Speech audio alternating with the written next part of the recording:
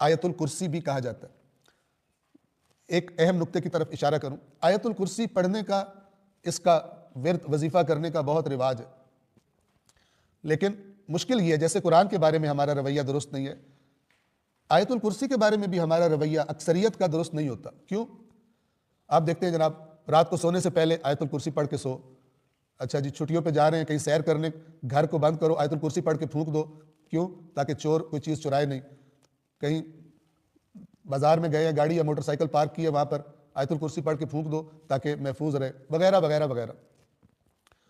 اور جب آیت الکرسی پڑھنے والے آیت الکرسی پڑھ رہے ہوتے ہیں تو ظلم یہ ہے اور دین کے بارے میں غفلت کی انتہا یہ ہے کہ ان کی توجہ ہی نہیں ہوتی کہ آیت الکرسی کیا سکھانے آئی، کیا بتانے آئی۔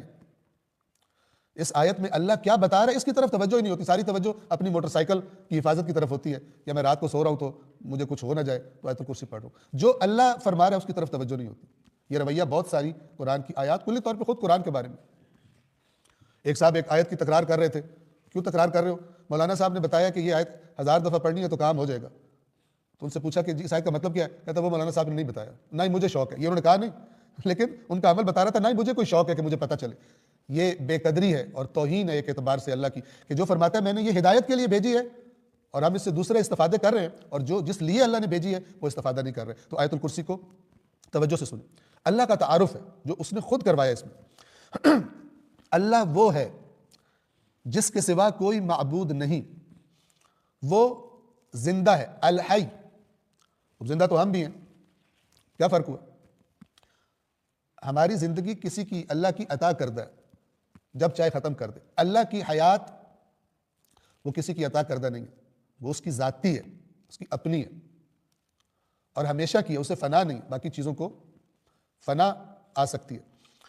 تو یہ الحی کا معنی۔ دوسرا لفظ ہے جس کا معنی اچھی طرح پتہ ہونا چاہیے، القیوم۔ قیوم کا سادہ ترجمہ کریں قائم رکھنے والا۔ کیا مراد؟ یہ پوری کائنات اپنی تمام اشیاء سمیت، اس کا وجود، اس کی بقا، اس کا چلنا، جسے ہم کہتے ہیں اس کی تدبیر، یہ مدبر، تدبیر کرنے والا، یہ ہے القیوم، اسے چلانے والا، اسے سنبھالنے والا، اسے تھام کے رکھنے والا کہ یہ تباہ و برباد زائل نہ ہو جائے، القیوم۔ اللہ وہ ہے جس کے سوا کوئی معبود نہیں، وہ زندہ اور سب کا نگہبان ہے۔ قیوم کا ترجمہ انہوں نے نگہبان یعنی نگہداری کرنے والا، نگرانی کرنے والا، ہم نے وضاحت کر دی۔ اسے اونگ آتی ہے نہ نیند، یعنی ذرہ برابر بھی غفلت اس پر طاری نہیں ہوتی۔ جیسے ہم تھک جاتے ہیں، کبھی اونگ آ جاتی ہے، کبھی سو ہی جاتے ہیں۔ زمین اور آسمانوں میں جو کچھ ہے سب اسی کی ملکیت ہے۔ آسمان و زمین کے ایک ذرے کی ملکیت میں بھی نہ کوئی دوسرا اللہ کے سوا مالک ہے، نہ کسی ذرے کی ملکیت میں اللہ کے ساتھ شریک ہے، پارٹنر ہے، وہ تنہا مالک ہے اس کائنات کی ہر چیز کا۔ کون ہے؟ اگلی بات، کون ہے؟ اب بتا دیا کہ مالک وہ ہے، تو کون ہے کہ جو اس کے مقابلے میں حکم چلا سکے؟ نہیں چلا سکتا۔ حتیٰ کہ اگر کسی نے کسی کی سفارش بھی کرنی ہے، شفاعت بھی کرنی ہے، تو بھی کوئی ایسا نہیں ہے کہ بغیر اللہ کی اجازت کے شفاعت کر سکے۔ لہٰذا یہ جو بات آپ بعضوں کا سنتے ہیں کہ جناب فرشتے جہنم کی طرف لے کے جا رہے ہوں گے اور اس کے بعد فلان ہستی آگے سے آ جائیں گے، یہ غلط ہے ٹیکنیکلی۔ فرشتے جہنم کی طرف لے کے جائیں گے اپنے پاس سے نہیں، اللہ کے حکم سے، اور اللہ جب حکم دے دے تو وہ نہیں بدلا جاتا۔ اور جسے ہم شفاعت کہتے ہیں وہ اللہ کے حکم سے پہلے کا معاملہ ہے، نہ کہ اللہ کے حکم کے بعد۔ اور اللہ شفاعت کی جسے اجازت دے گا وہ کرے گا۔ توجہ فرما رہے ہیں؟ لہٰذا جو ہم داستانیں سنتے ہیں یا حتی روایات کی شکل میں، آیات قرآن کے واضح بیان پر انہیں پلٹانا ضروری ہے تاکہ اپنے نظریات، اپنے عقائد کو درست کیا جا سکے۔ کون ہے جو اس کی اجازت کے بغیر اس کے حضور شفاعت کر سکے، یعنی سفارش کر سکے؟ جو کچھ لوگوں کے سامنے ہے اور جو کچھ ان کے پیچھے ہے، وہ یعنی اللہ اس سب کو جانتا ہے، سب سے واقف ہے۔ لوگوں کے پیچھے ہے یعنی جس کا ان کو نہیں پتا، مخلوقات کو نہیں پتا، سامنے یعنی جو ہم دیکھ رہے ہوتے، پیچھے جو ہم نہیں دیکھ رہے ہوتے۔ یہ ایک تعبیر ہے، جو یہ مخلوقات جانتی ہیں اور جو مخلوقات نہیں جانتی، اللہ سب جانتا ہے۔ اور وہ یعنی مخلوقات علم خدا میں سے کسی چیز کا احاطہ نہیں کر سکتے مگر جس قدر وہ خود چاہے، ورنہ کوئی اس کے علم میں سے چوری نہیں کر سکتا، اس کے علم پر احاطہ نہیں کر سکتا۔ اب اسے کہتے ہیں توحید، کہ سارا کا سارا طاقتوں کا، علم کا، ملکیت کا سرچشمہ کون ہے؟ اللہ وحدہ لا شریک کی ذات اقدس ہے۔ اس کی کرسی آسمانوں اور زمین پر چھائی ہے۔ کرسی سے مراد کیا ہے؟ کرسی سے ہمارے ذہن میں کیا آتا ہے؟ یہ جن پر ہم بیٹھے ہوئے ہیں، آیا اللہ کی ایسی کرسی ہے؟ ہرگز نہیں. عرش اور کرسی یہ متشابہ الفاظ میں سے. کیوں متشابہ؟ یہ بتا رہے ہیں، اس معنی بتا رہے ہیں کہ اللہ کا اقتدار مراد ہے، یعنی اس پوری کائنات پہ اللہ کا اقتدار چھایا ہوا ہے، کوئی چیز اس کے اقتدار سے باہر نہیں ہے. لیکن اگر ہم اس کرسی کو تصور کرنا چاہے ذہنوں میں نہیں کر سکتے. تو جن چیزوں کو ہم ذہنوں میں تصور نہیں کر سکتے ان کی وجہ سے آیات قرآن کی متشابہ کہلاتی ہیں. نہ کہ سمجھ ہی کچھ نہیں آ رہا ہوتا، لیکن ہم اس لفظ سے اصل میں تصویر، اس چیز کی حقیقی تصویر جو اللہ کی مراد ہے، اس کی حقیقی تصویر ہم نہیں بنا سکتے، چونکہ وہ دوسری دنیا کی چیز ہے جو ہم نے نہ دیکھی ہے نہ سنی ہے. ہم نے اس دنیا کی کرسیاں، اس دنیا کے تخت دیکھے تو ہمارے ذہن میں وہی آتے ہیں، اس کی تصویر ہم نہیں بنا سکتے. اس کی کرسی آسمانوں اور زمین پر چھائی ہوئی ہے، یعنی اس پوری کائنات پر اسی کا اقتدار ہے.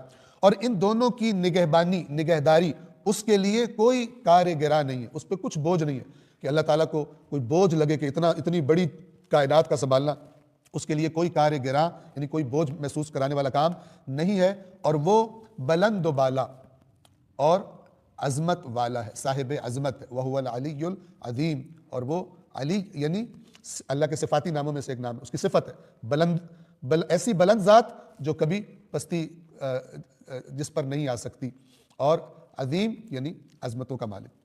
یہاں پر ایک نقطہ سمجھ لیں، اگر وہ صفات جو اللہ کے بارے میں استعمال ہوئی، جیسے العظیم، جب یہ صفت اللہ ہی مثلا کسی اور کے بارے میں بھی استعمال کرتا ہے، عذاب کو بھی عظیم کہتا ہے اللہ، یا بندوں کو بھی عظیم کہا جاتا ہے، بہت عظیم شخصیت ہے. تو جب وہ الفاظ جو اللہ کے بارے میں بھی استعمال ہوتے ہیں اور غیر اللہ کے بارے میں بھی استعمال ہوتے ہیں، خود اللہ نے کیے ہیں، تو وہاں پہ سمجھنا چاہیے کہ ہرگز ذہنوں میں برابری نہ آئے. توجہ فرما رہے ہیں؟ اللہ کے بارے میں جب عظمت، عظیم کا لفظ استعمال ہوگا، یعنی وہ عظمت کہ جو عظمت کا نقطہ کمال ہے، جہاں کوئی کمی نہیں، کوئی عیب نہیں، دائمی ہے. اور جب کسی اور کے بارے میں عظمت کا لفظ استعمال ہوگا تو وہ اس کے مرتبے کے مطابق، اس کی چیز کے مطابق، نہ کہ کوئی اللہ کے برابر ہو سکتا ہے. اس نقطے کی طرف انشاءاللہ توجہ رہے. 255 دین میں کوئی جبر و اکراہ نہیں، لا اکراہ فی الدین. اکراہ کسے کہتے ہیں؟ زبردستی کرنے کو، مجبور کرنے کو، جب کہ اگلے کا دل نہ کر رہا ہو، اگلا نہ چاہ رہا ہو. دین میں کوئی جبر و اکراہ نہیں ہے. کیوں؟ فرمایا اس کی وجہ بتائی. بے شک ہدایت اور گمراہی کا فرق نمایاں ہو چکا. یعنی اللہ نے اپنے رسول کو بھیج کر، اس قرآن کو بھیج کر ہدایت اور گمراہی الگ الگ کر کے دکھا دیے، توحید اور شرک الگ الگ کر کے دکھا دیے، اطاعت اور سرکشی الگ الگ کر کے بتا دی. اب زبردستی کی ضرورت نہیں. اب جس کا دل چاہے اسے قبول کر لے، اور جس کا دل نہ چاہے، سرکش رہنا چاہتا ہے، وہ اختیار. دین قبول کروانے میں کسی پر کوئی زبردستی نہیں ہے. یقیناً ہدایت اور گمراہی میں فرق نمایاں ہو چکا. پس جو طاغوت کا انکار کرے، طاغوت کا لفظ طغیان سے ہے. طاغوت یعنی ہر وہ چیز جو اللہ کے مد مقابل ہو، ہر وہ قانون جو اللہ کے قانون کے خلاف ہو، ہر وہ حکمران، کچھ بھی آپ کہہ لیں، ہر وہ دوست، ہر وہ رشتہ جو ہمیں اللہ کی نافرمانی کا تقاضا کرے، وہ طاغوت ہے. شیطان طاغوت ہے، اللہ کے نافرمان حکمران طاغوت ہیں، اللہ کے قانون کے خلاف بنائے گئے قوانین طاغوت ہیں. تو یہ سب اس میں شامل ہے. تو مومن کون ہے؟ طاغوت کا جو انکار کرے. ہدایت گمراہی سے الگ ہو چکی، واضح ہو چکی. پس جو طاغوت کا انکار کرے اور اللہ پر ایمان لائے، نہ کہ طاغوت بھی اور اللہ بھی ساتھ ساتھ رکھے ہوئے، یہ نہیں.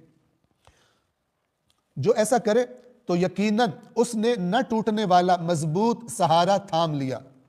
قرآن نے کہا عروۃ الوثقی.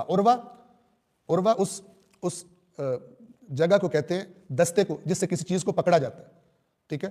اور فرض کریں آپ بس میں سفر کر رہے ہیں، کہیں سفر کر رہے ہیں، تو اگر آپ کھڑے ہیں تو انہوں نے وہاں پر وہ دستے لگائے ہوتے ہیں جن کو پکڑ کر اگر بریک لگے تو انسان گرنے سے بچ سکتا ہے اور اس کا سہارا لے کے کھڑا ہوتا ہے. تو وہ جس دستے کو پکڑا جاتا ہے اس کو عروہ کہتے ہیں. ٹھیک ہے؟ اور وثقی جو قابل اعتماد ہے، جو ٹوٹے گا نہیں. ٹھیک ہے؟ جو انسان کو گرنے نہیں دے گا. تو یقیناً اس نے نہ ٹوٹنے والا مضبوط سہارا تھام لیا، اور اللہ سب کچھ سننے والا اور جاننے والا ہے.